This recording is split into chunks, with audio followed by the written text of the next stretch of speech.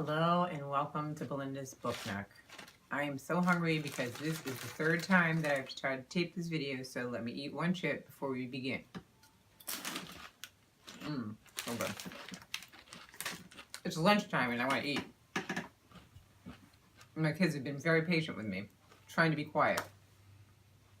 I had some technical issues with my phone, so here we are again. And I don't know how to edit, so we have to kind of do this one-shot video. So here I go again. I have missed you guys. I've been away. My birthday happened in June, and then we went for a week to Disney with the kids. It was fabulous. It's funny how, you get angry and grumpy when you're home and hot, but when you're on vacation and it's hot, you're like, oh, it's so magical. It's so much fun. And we took our time. We had a great time. We came back for about a week and a half, and then we went away again for a week on Martha's Vineyard, which was fabulous. We've tried to do that now in the summer, each summer, to go to the same, we rent a house there, and it's so nice. It's small, and it's great for books, because you can just bring your books and read at the beach, or read in the park, and it's very nice. So that's what I've been up to. I have been reading kind of weird. I've actually had this kind of weird starting and stopping of books, but enough about that. I wanted to share the books I got on my birthday, so you could see what I got, and maybe you might get ideas. This one is kind of funny that I'm even showing it to you. About almost a year ago, I got the hardcover when it first came out. But when I was out with my husband for my birthday, we went by Amazon Books and I saw this edition, and it's just so nice of Homegoing that I had to get it. So it's not as if I have a lot of shelf space. Things are still piled high, but I just kind of really thought that was a nice one I wanted to own. The second book is based on a series that I watched on Netflix called Miss Fisher Mysteries, which is great. If you have not watched it, just watch it. Trust me, it's so good. It's set in the 1920s in Australia, and it's Pryn is the main character, and she's kind of like a Columbo, if you've ever watched that TV show, where she just she knows and looks at all the details and can figure out things. Now, she's not any trained or anything, and she's not really welcomed by the police to assist in these cases, but she inserts herself, and it's really funny watching her do that, watching her be right. She's very wealthy, so she doesn't need a job, and she wears the clothes of that period. It's stunning, great. So I found out it's based on this book, on this series, and I got the first book of the series by Carrie Greenwood, and it's called Cocaine Blues, A Pryn Fisher Mysteries. I'm definitely going to, if I like this, continue getting these editions, because they look like watercolor paintings. They're really cool. So definitely check it out on Netflix if you have it, and let me know what you think, because I love it and I love talking about it. The next book I believe I saw on the Book Riot a while back, but it came up used on, I think I got this at Thrift Books, and it's called The Blazing World by Siri Husfet. I don't know how to pronounce that, but this is the cover of it. It is a story about a artist, and her name is Harriet Burden. It's fiction, and she keeps putting her work out there, and it gets rejected, and she decides to hire 3 men to present her work as their own to see what happens. And of course, as we suspect, people are receptive to it. She decides to come forward then to say that it's her work, and one of the men decides to deny that that's the truth.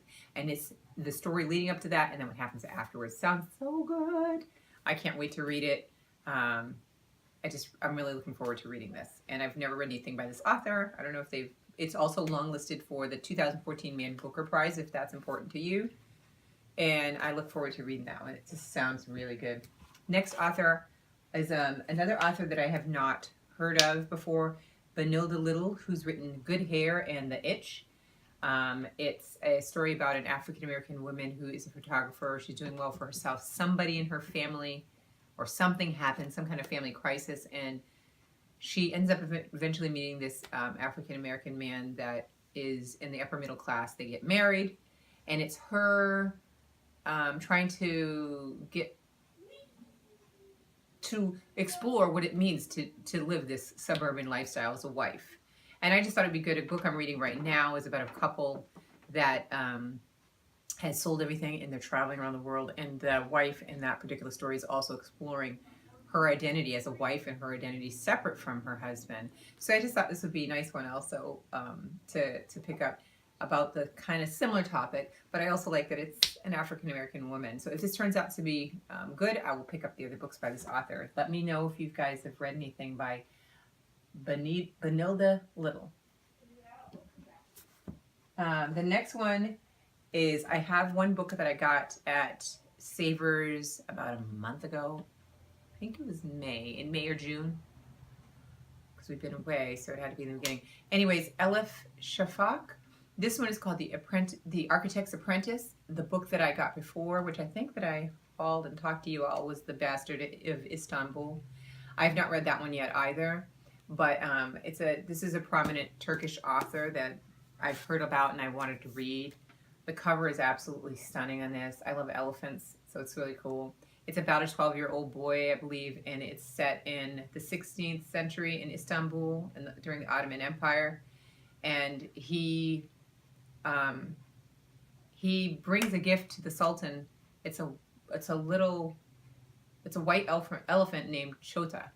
And I guess it goes on to talk about how he falls for the Sultan's daughter, and then he becomes educated in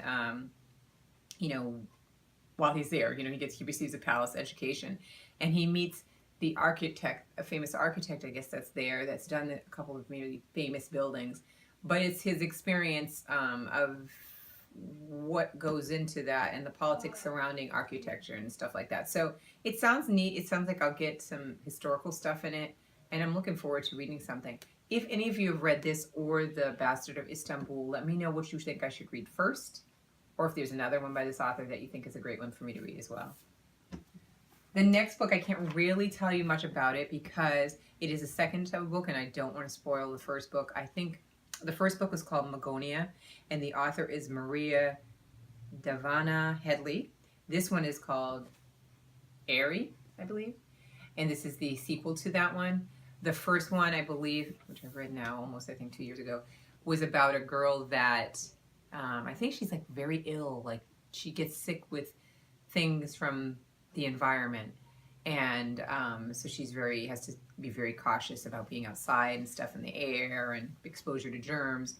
She has a male friend that she that is another character in the story, but one day she actually sees a ship in the clouds, and it's really faint, so she's like, okay, well, and then it goes on to tell the story of that is a ship and it is another world, and how she is tied to that world in this world. So that's all I'm going to say. This is the sequel to it, so I'm looking forward to it. It's a nice fantasy that's accessible. It's not hard to follow, so I like that. The last book that I got is called The Original Sins, a novel of slavery and freedom by Peg Kingman. I think it's a moth on the front here, but it's really pretty, and it looks like somebody spilled tea or something on the cover. It's like that all the way around. This book I'll read real quick to you. It says, why would a runaway Virginia slave, having built a rewarding life in the East Indies as a silk merchant, risk her own freedom and that of her two sons by returning to America in 1840?